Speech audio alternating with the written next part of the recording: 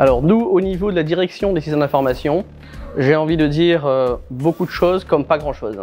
Qu'il y ait 10, 15, 100 ou 10 000 passagers, les systèmes d'information doivent rester systématiquement opérationnels. On a en tout cas nous une obligation d'avoir une continuité opérationnelle pour laisser en activité l'aéroport.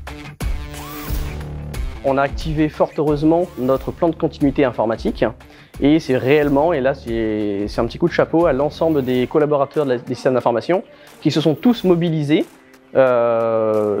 indifféremment de leur domaine de compétences pour pouvoir mettre à disposition des équipements, des ordinateurs, de la messagerie, des outils de solutions de télétravail et c'est dans un délai très court.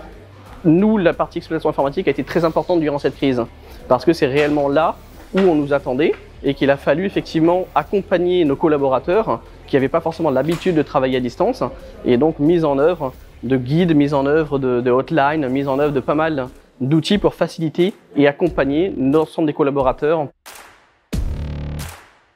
C'est vraiment cette ambition, cette envie de toujours aller de l'avant, de pouvoir relever les challenges malgré un peu cette morosité. Que c'est sûr, de travailler dans un aéroport sans avion, c'est pas forcément très simple, mais c'est là où on voit il y a quand même cette volonté de pouvoir rebondir.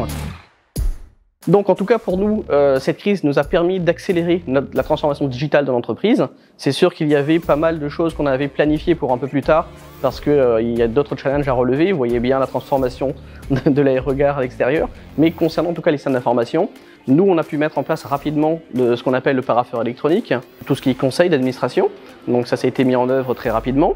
Des outils de partage de données, donc de façon complètement sécurisée et fiable, et plein d'autres petites choses comme ça autour de ça.